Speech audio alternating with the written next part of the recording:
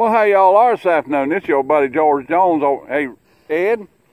Well, I'm running my yab. Would you take that staple gun and that one of them shooting C's and put it up down there, and we'll do a little range test. And that thing's getting pretty rickety, so be careful with it. It's about to just fall apart. We've shot it to doll rags. Well, how y'all are this afternoon? This your buddy George Jones over here at the Bergen Gun Range with my next installment on. Hey, I got this old used gun. And the old used gun I got today is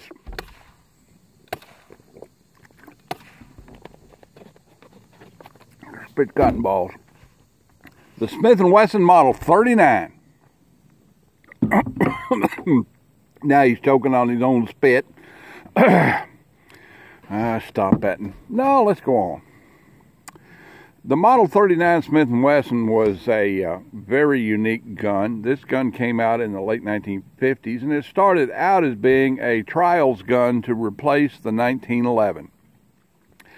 The U.S. military establishment tried to replace the 1911 for probably 80 years and tried and find something else and couldn't find anything else better. When they tried this gun out, it was about the same thing. They decided to stay with the 1911 for, at the time, probably another 25 years. Smith & Wesson manufactured a gun in this configuration first that was designed to shoot 38 special ammunition, 38 special flat-nose wad cutters as a target gun.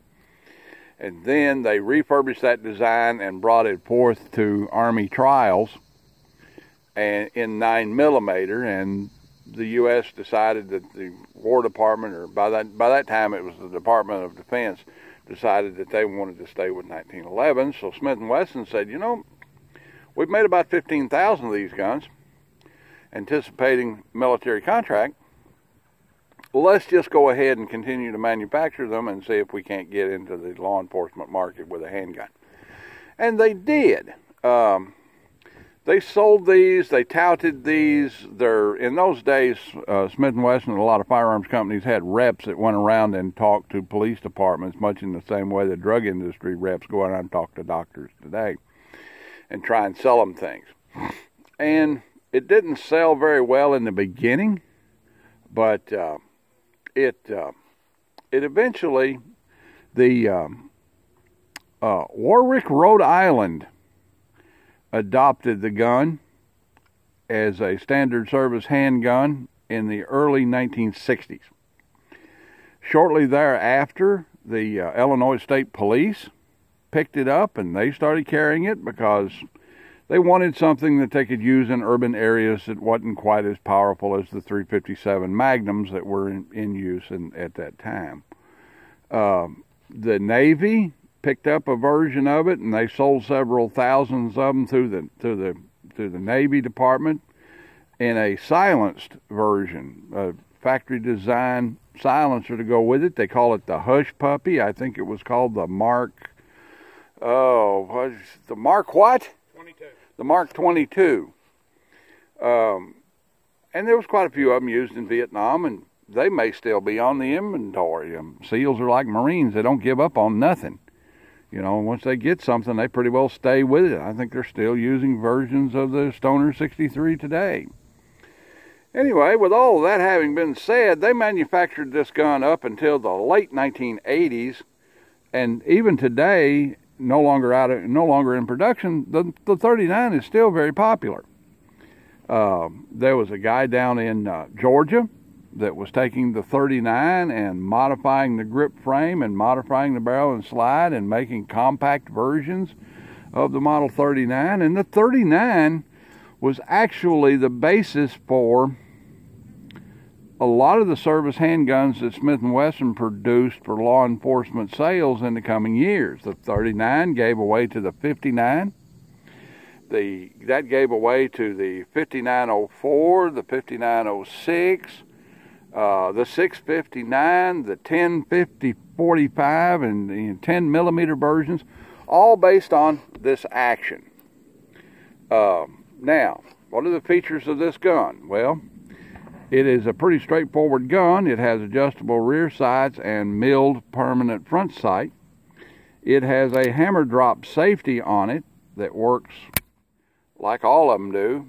you know, and like a Beretta, and like a Walther, so forth. It has trigger safe, okay? So it's mag safe. You drop the magazine out of it and the gun won't work. It uses an 8-round box magazine. It has a permanently affixed and milled in lanyard point. Overall, it's a fairly innovative gun for its time. Nowadays, it's kind of gone by the wayside in terms of new and fancy and spectacular and gee whiz and wow. And most of that new fancy, spectacular, gee whiz and wow is based in this.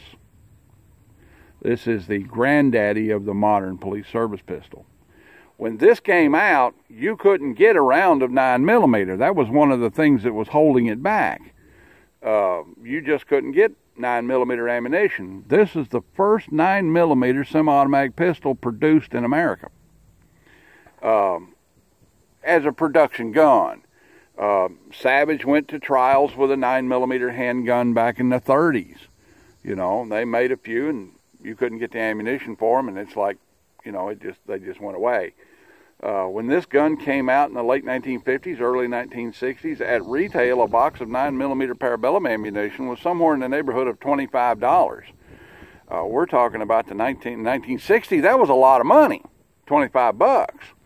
I mean, you know, you could buy a good used pump shotgun for 25 bucks. Okay, you could buy a pretty good serviceable .38 special handgun for $25.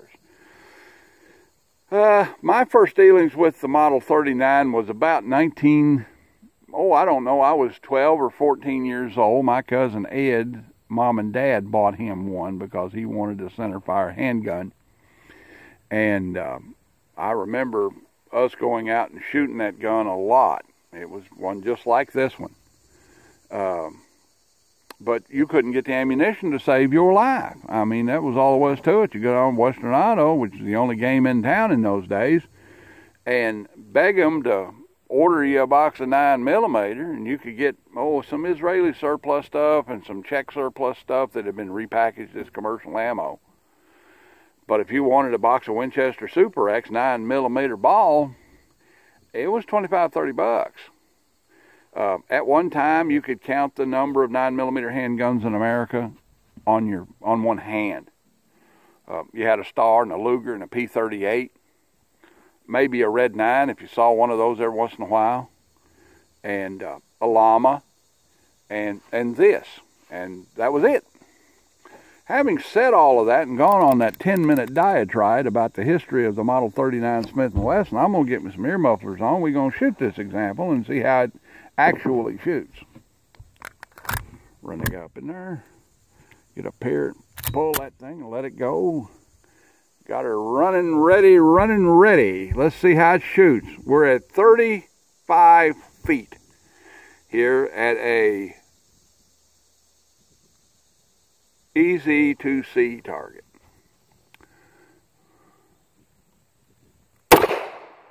Ooh, that's a nice shot.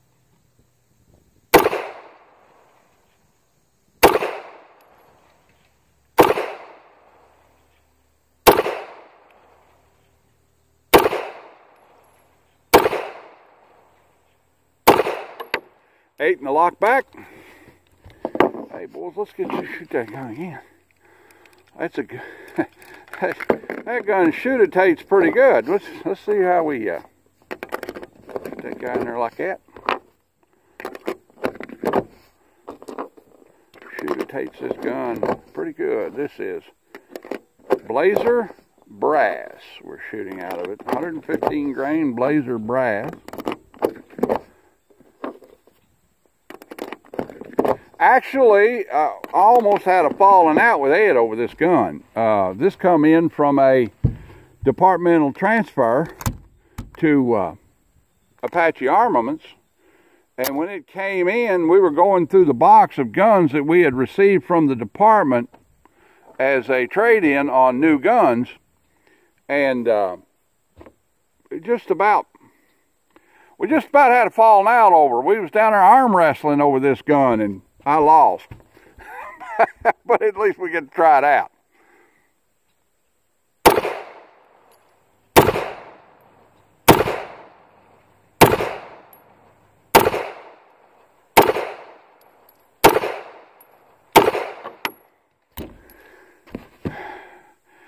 If I knew it was going to shoot that good, I'd have fought a little harder. Let's go down here and take a look at it.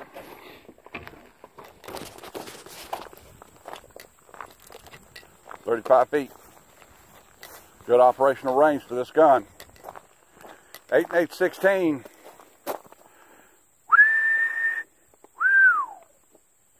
The Whim Wham Whistling Shark. Boys, that's a good shooting old gun right there. To be almost 50 years old. That is a good shooting gun. Now, will the next Model 39 you see do that? Your guess is as good as mine. But this one shoots. This one works. This gun is worth about $400 is my estimation. If I was appraising this gun for an estate or for retail, I would estimate the value of this gun somewhere around $400. The grips have gotten a little, you know, minky. A little wear on the grips a little bit. The checkering's still nice on both sides. The blued parts of the gun are in pretty good shape. Slide rail area has got some wear on it. Alloy frame has got some wear on it and a few nicks here and there. The backstrap checkering is sharp, but it's starting to show a little wear.